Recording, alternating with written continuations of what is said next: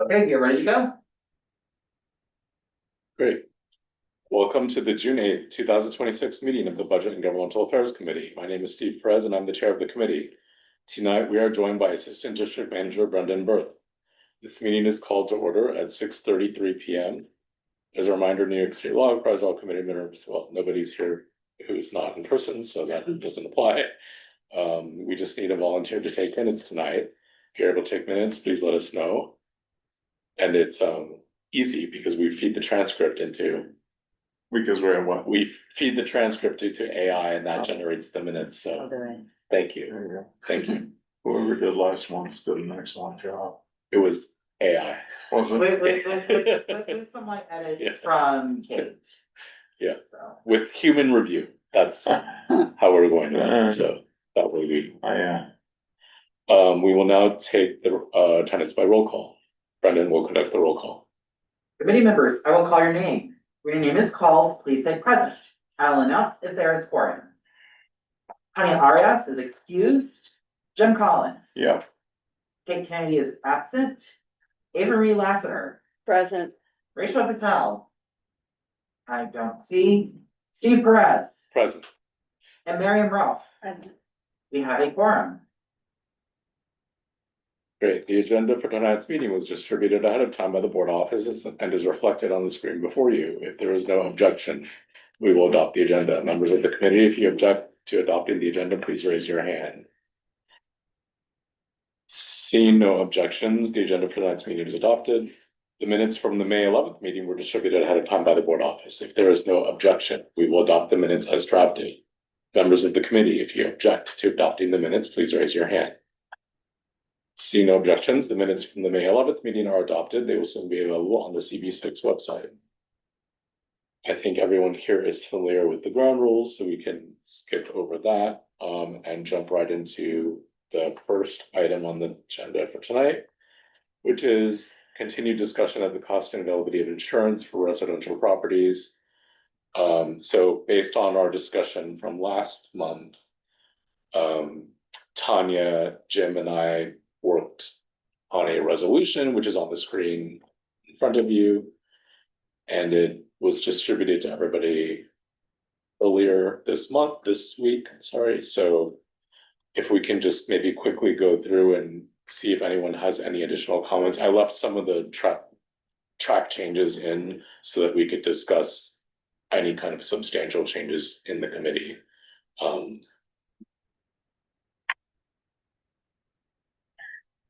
I just have one Yes. question. I thought at the last meeting, we were talking about the fact that at the end of the resolution, it's talking about having the city do a study in terms of reporting rates or something of that nature, but I thought we had discussed that particular issue was not as urgent as some of the other points. That was the only thing that I caught at the end, and I just had a question about that. Okay, let's go through it. Okay. So, as we come to it, but let's go back up just so we can clear. So, yeah, I mean, the first few whereases came from either our discussion or from that committee hearing in the Senate, or from some of the background materials that we distributed. Just acknowledging the rapidly rising costs of the market, what some of those key causes of what's causing these insurance rates to rise, how it's affecting housing affordability, and particularly affordable nonprofit housing providers, which we talked about in our discussion. And then just some of those facts about which types of affordable housing developments have been affected. You can scroll down. Okay, so then we get to whereas, then we mentioned the Department of Financial Services, and as a reminder, that's the entity at the state level that's overseeing the insurance industry essentially and approving rates. So one of the things that we found was that they don't necessarily have the right information or enough granular level claims detail to evaluate all of the insurance premiums necessarily accurately and to project those out, and has faced backlogs related to regulatory filings and some workload issues. This next, whereas it was related to premium increases are affected by claims from other jurisdictions via reinsurance, which it's one of the items that are affecting the insurance rates in general. My only question here was, do we need to call it out again here? Because actually scroll up to the first two whereases. So one of the contributing, I think it's in the second whereas, we say, whereas the cost and availability of property insurance identified several major contributing factors, which includes reinsurance market pressures as one of the list of items, say construction costs, repair costs, reinsurance pressures, fraud, so on and so on.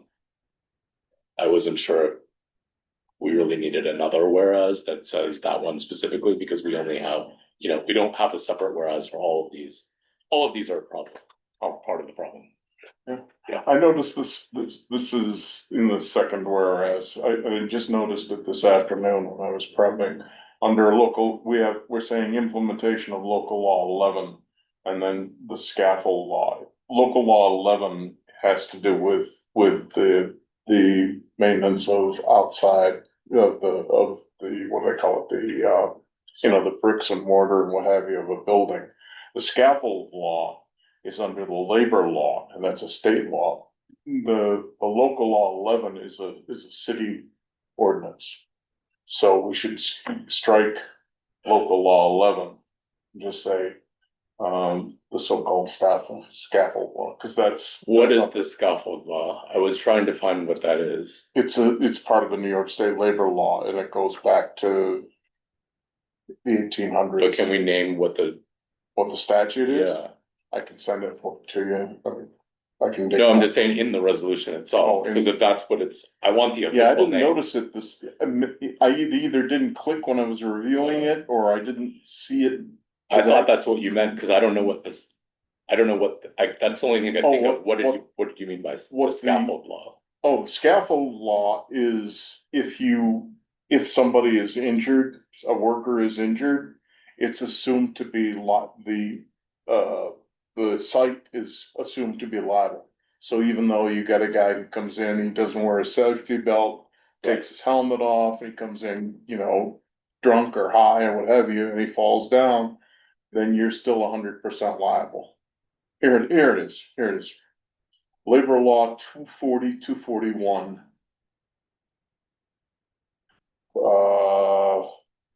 Okay. I see it. Labor law. Labor law 240, 241.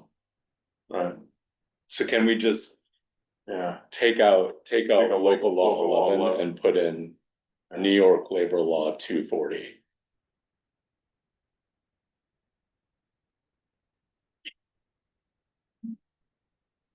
And still the so-called scaffold. Yeah, scaffold law. 240/241.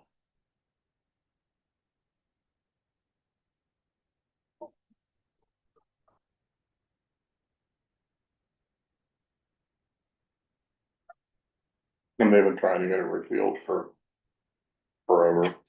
Okay, thank you. Like an Yeah, annual. thanks for clarifying that. So 50 years, so. okay. So I'm gonna move that we strike this extra whereas that's pulling out reinsurance, because it's already in this whereas. Unless Where is it? This particular line. whereas premium increases in New York are effectively affected by claims from other jurisdictions via reinsurance. Do we want to say anything about the investment portfolios of the insurance companies? Because they're getting killed. A lot of their money is in venture capital.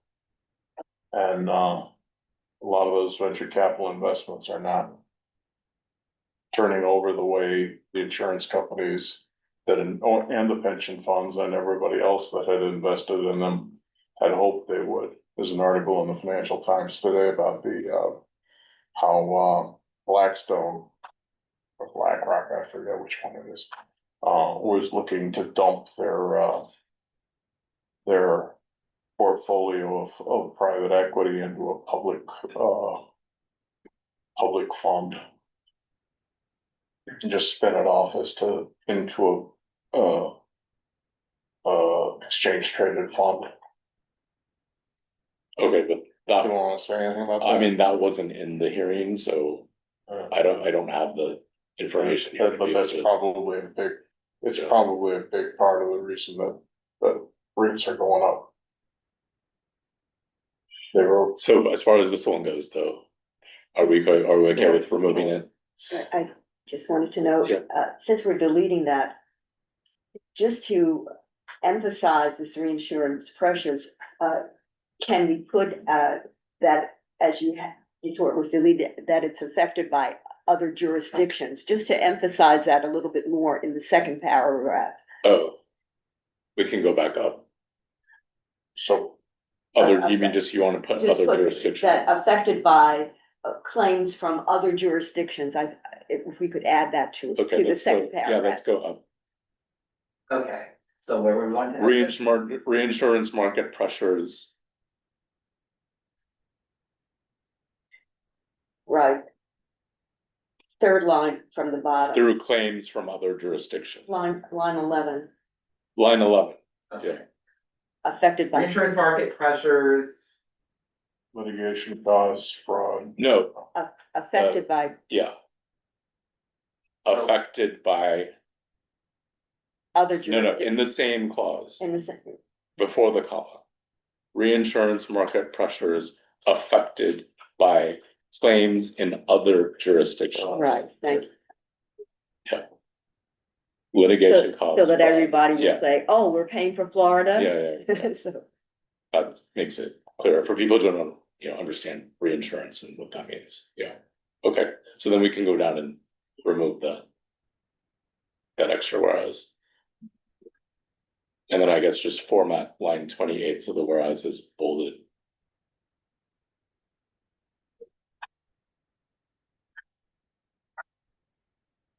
Okay. And now we come into the resolved clauses. I think Jim, you added, we're asking DFS to take immediate action to undertake a study. Yeah, I just, they had the hearing. And I think probably it would be, let the Department of Financial Services, address it and, see how much of an impact it's making across the board. And whether, rather than just jumping into it and, taking immediate action, what kind of action to take, you know what I mean? You can go half cocked just because you see a problem, but if you don't address the root cause,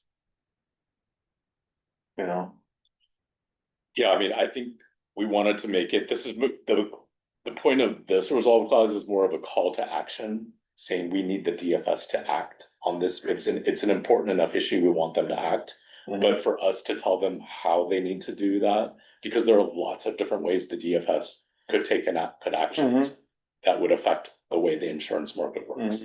Doesn't have to be a study. In fact, I would say that because we know they're so understaffed, and I don't even know that they would be able to do a study or even have the people inside the agency who would have the capable of doing it. capable of doing a study and then to have to do an RFP, and I mean, we're talking like, how these. Yeah, that's true too. So I just wanted to leave it more open-ended, to say like, it's up to them because they are the Go ahead, agency. you can kill it. And it's kind of like, they're probably in the best position to know what they could do. that's some of what we discussed at the Yeah. last meeting about Right. that. And so just like remove that. So just like,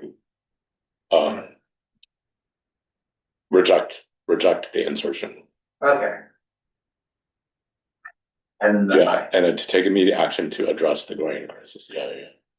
I mean, and then the other resolves are kind of more the detailed actions because they come with under these pieces of legislation.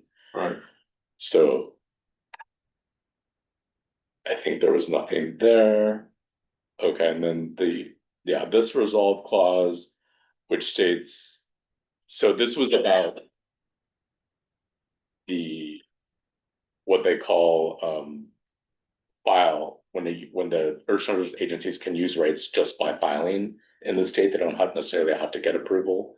And so this piece of legislation would require prior approval by DFS, require insurance to provide clear, comprehensive explanations of premium increases to policyholders, recommend legislation to further require public accessible reporting standards, and actuarial staffing and resources at DFS so they can review filings and monitor market conduct. And then Jim, I think you added this about the legislation should be delayed until such Yeah. a time as when the department is staffed. Yeah, the bill itself said it takes immediate effect. Right. And, first, as you just said, that we don't know that they are staffed. And moreover, there's going to be a staffing requirement for the insurance companies to compile all the data. It's not something they can just push a button and have. So I just think, making implementation, giving everybody basically 6 months or however long it takes to staff it up, the earliest of those two, makes more sense than saying it's due immediately. But I think like just the nature of governmental staffing, Yeah, they're gonna be using the resources that they have to Right. implement a law. right, but they don't Regardless. have, And then, but I mean, they're not gonna just sort of hire people because they have work that may change in the future. So like, I know it's kind of like the chicken and the egg problem, but it's, we yeah, don't want them to not implement something because well, there's, they all they will can say implement. is, and it's a bureaucratic tactic, right? Then to say, well, unless I sign off on it, the commissioner can say, we don't have the resources, so we're not gonna implement the law. Right, but that's what I'm saying, Yeah. giving them a maximum of 6 months But to hire. You can't And hire, also do the same thing. you can't hire government workers in 6 months. Why not? It takes there's like a long process to go through. It's not a Well- private company, they can't just, The private companies also need the 6 months. well, The yeah. insurers. But the other point is that what happens is that what we heard in the testimony is that the insurance companies actually, they are still getting rate approvals. They wait for DFS, even though they're not necessarily required to. So in many cases, they're actually complying with this law in advance, even though as just a matter of routine conduct, right? The private companies.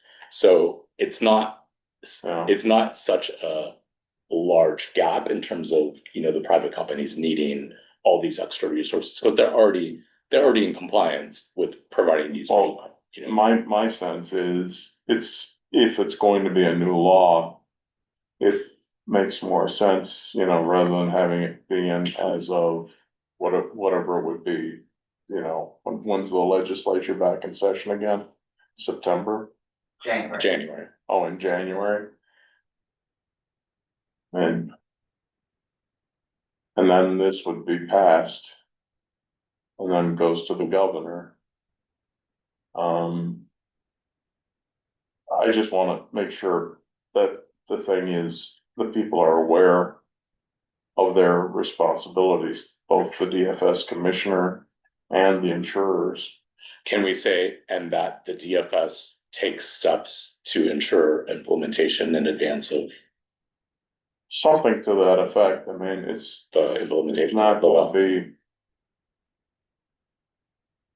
the effective date of the legislation, cause it just says it will take effect immediately. Yeah, I mean, but that's like, just generally how laws come about, right there. Yeah, because nobody ever, Yeah, unless nobody there's, addresses the logistics of it. You know, so can we just add and for DFS to take appropriate steps to plan for implementation of the law? both by the agency and by the regulated entities.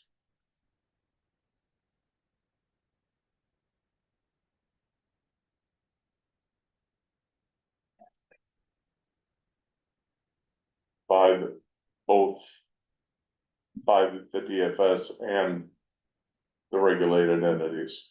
For DFS and insurers. Just saying, to take appropriate steps to ensure implementation of law.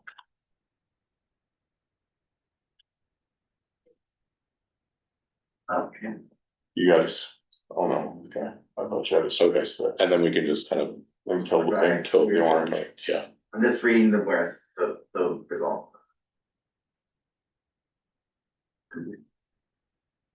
Recommend some legislation for the required public accessible plan from the decision. Tries that resource for the. For DFS, sure, they can. So take out this, Take out the Yeah. highlighted, alright, Just do the X and say reject. uh.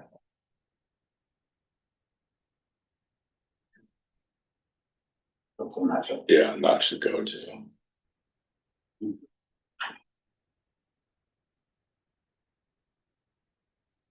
Or just delete it, whatever's easier. Yeah, eventually I'll figure out how to, there you go, you got it. there we go. Okay. Awesome, okay.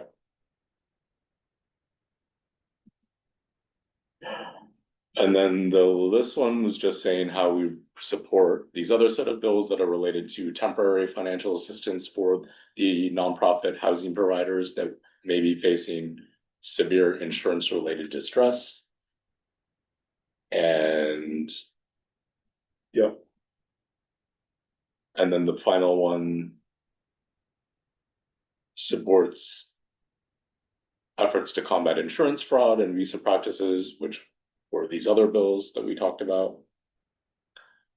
And then the second to last one says we encourage the mayor's office and New York City Council to continue exploring city-backed, publicly supported insurance mechanisms to stabilize costs for affordable and rent-regulated housing, particularly for the nonprofit providers. And then lastly, we call upon local state elected officials representing the district to prioritize residential property insurance reform during the upcoming legislative session and to work collaboratively with tenant advocates, affordable housing providers, and all the other stakeholders to address the stability and affordability of housing stock and insurance rates. Are there any other thoughts or comments on these resolve clauses or any other piece of the resolution?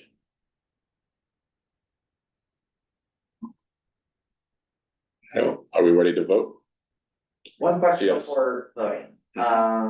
Since it is within 3 days of full board, just wanted to check and see whether this is for June's full board or I'm guessing, so. Well, I wanted to ask you your opinion or the committee's opinion about that, because I understand normally, unless it's a time sensitive issue, we have to wait until the next. But it also seems a little long for us to say that's gonna be presented at September's full board meeting. And I did look at the resolutions. We don't have that many on the board agenda for Wednesday, unless something changed between this afternoon Not yet. that I don't know about. Well, So, if this is for Wednesday's full board, this is the last of the resolutions for Wednesday's. full right, board. and I'm just like, is there like a major objection to us trying to pass this on Wednesday? No, I would just say when you go up to give your report, you just ask unanimous consent to waive the rules. Okay, So that you can do right. Yeah. Cause I know it's technically not 3 time days. sensitive but it's also silly to just it. No. punt it to September and like, I don't even know if we're all gonna remember what this was about by then, So, But we'll Okay. have the meeting minutes. yeah, So- yes, we will have the minutes, but, okay, so let's go ahead and do the vote. Okay, when I call your name, please say whether you are in favor, opposed, abstain, or not entitled. Jim Collins, Aye. Ava Marie Lassiter, In favor. Steve Perez, In favor. and Miriam Ruff. In favor. With all 4 committee members present voting in favor, this resolution passes committee and will be before Wednesday's full board. Thank you. So, moving on to Chair's report. I just wanted to highlight that in case those of you who haven't heard, the we also had two other resolutions, related to data center costs and how those were shared, and we had a resolution related to subsidies for fossil fuels. Those two particular bills have not advanced in this legislative session. However, there is a moratorium now on data centers, which passed the budget or this, and such that was included in the final negotiation of the state budget. So that's, I would say, probably even stronger than what we had, the legislation that we had asked for, but that basically just gives it a 1-year moratorium for the state to understand how to put together the legislation that would be, how the costs would be shared. So in the meantime, no new construction in the state, essentially. Is this moratorium also going to include the environmental dangers in terms of the data centers that are being built because they're so dependent on fossil fuel? Although it might not be affecting New York now, there are locations throughout the United States where residents are experiencing very bad water conditions, where they have to buy now their own bottled water in certain rivers and lakes where it's now cloudy because of the building. We had already talked about the fact that the companies would be building their own building the data centers themselves, but there is a vast environmental risk now. Is that part of the moratorium, or that hasn't been discussed? Well, the moratorium just means they're not allowed to build any data centers. That's it. Period. That's it. In the state for But a year. they didn't state that was part of it. The reason they're not allowed to, they had to stop building was because of environmental issues, or was that in there? I don't know the I see. details. It's simply that they're not allowed to build them. So I'm guessing the state's gonna work through what the requirements are going to be once the moratorium is lifted. But this gives them at least a little bit of time to come up with those regulations. And there wasn't anything in the works, right? Like, no building has begun for anything to where that can continue? Oh, you mean like a project that's already been approved? Yeah. That I'm not sure about. We didn't notice. I mean, there weren't any definitely in our district. I don't think there's anything. I don't think there, Timeline. yeah, I don't think there's I anything. was thinking about the state. Yeah. And then we have just our two pending budget requests, which have just been the same for the past couple of years, related to asking for increased resources for community boards. And actually, I don't know if you all noticed, but the Manhattan Borough president actually put it in his document this year too, asking for more resources for community boards. And then of course our office, and I know Jesus needs to get in touch with DCAS to figure out how they can help us with our existing office space to sort of maximize its use for potentially for board meetings, but that's something that Jesus is gonna follow up with.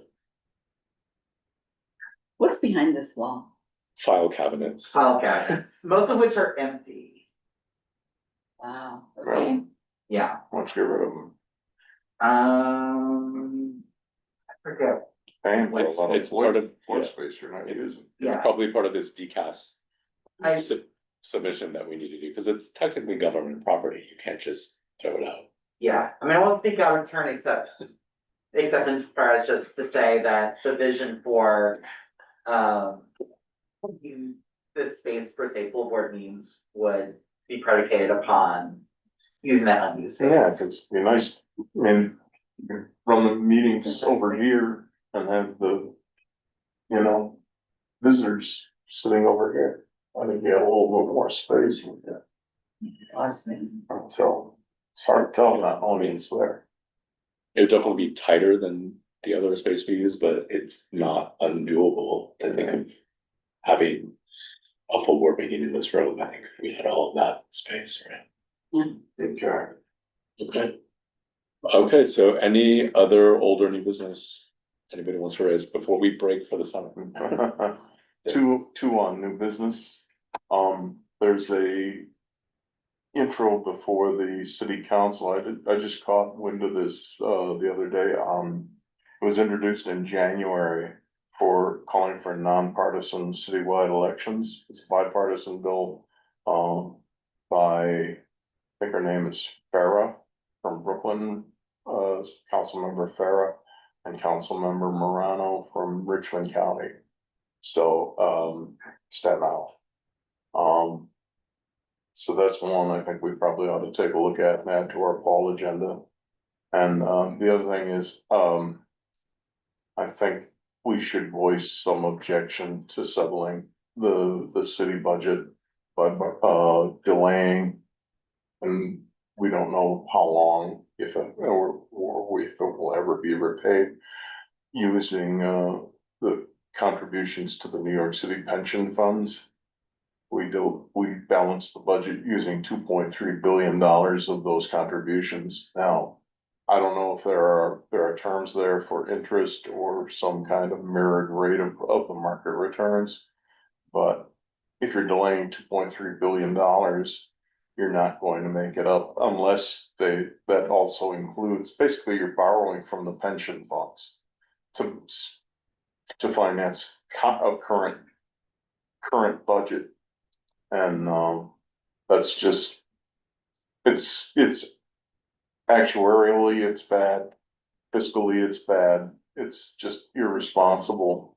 And, I think at some point, maybe in the fall, we should do a resolution, stating something to that effect, that pension funds and the pensions should be inviolate in terms of their use for current spending for the city.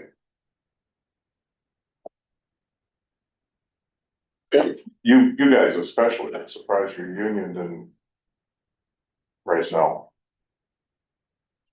Well, I mean, one of the things, I mean, I know the Citizens Budget Commission did come out with a statement about that, but one, I mean, the budget's already passed. No, So, I mean, I don't know that there's much anything we can do or say about it that would make sense to stay at this point, other than prepare for next year's budget.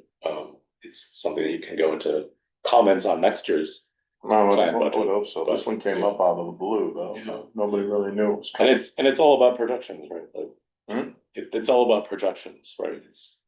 It's everybody's guess how the market's gonna perform, how stocks are gonna do, so it's all like, budgeting isn't more of an art than a science. It is.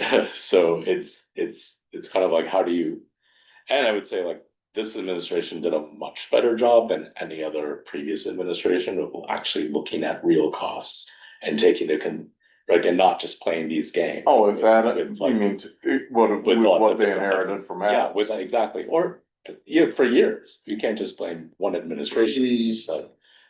It's year after year after year. Bloomberg did a pretty good Yeah. job, I thought, and, so did Giuliani. But, de Blasio, forget it, so. Ed Koch used to have problems too, but. Yeah, but like, It is I mean, the problem with all of these municipal pensions is, and particularly New York's, is moral hazard, because the city thinks that the state constitution says pensions cannot be reduced or denied at all. So the city has kind of in my view, reckless view that whatever they don't have to fund the pensions, well, that's just gonna come from Albany. Well, Albany doesn't have the money, and, the city can go bankrupt. Cities can go bankrupt under Chapter 9 of the Bankruptcy Code. The state cannot go bankrupt under the federal constitution. So it's troubling for anybody who, I'm not a public employee, nobody in my family's a public employee, and frankly, we pay the cops and the firemen and everybody else way too much money until the day comes when we can't possibly pay them enough, and, if we're gonna do that, we're gonna have that arrangement with them. We should make sure that their pensions are inviolate, that when they go to retire, that they have the money that they were promised by the city. And right now, I see that not happening. And the Teamsters had a New York State pension fund, and they ended up getting like 40 cents on the dollar of what they were promised. So a lot of them are, you know, taking food stamps, AFDC, all that other stuff, so. Was not good. Go ahead, you go right. Yesterday evening, our comptroller was on New York One, and the issue of pensions did come up, and he presented it as there was nothing to worry about, that there was 300 billion in terms of protecting the people that are going to rely on the pension fund, but nothing of what you're saying came up at all. I'm sure they have a repeat of it. I'm sure if you want to look, but it was on New York One yesterday evening. I mean, right now, I mean, these compounded assumed rate of return that the city uses is 7%. The No, I remember you state, talking yeah, about the state uses 5.9%. And most private pensions, which are federally guaranteed by the pension guarantee corporation, pension benefit guarantee corporation, they are mandated to use rates that are prescribed by the market, and using the triple, you know, basically AAA grade. So it's like right now, I think it's, last I saw, and I haven't checked it recently, it was like 4%. So I mean, the difference between that and what we actually get is basically the risk premium. Means your portfolio is at greater risk, you know. So that's what worries me. Okay, if there's no other further business, we will adjourn. Motion to adjourn. Some of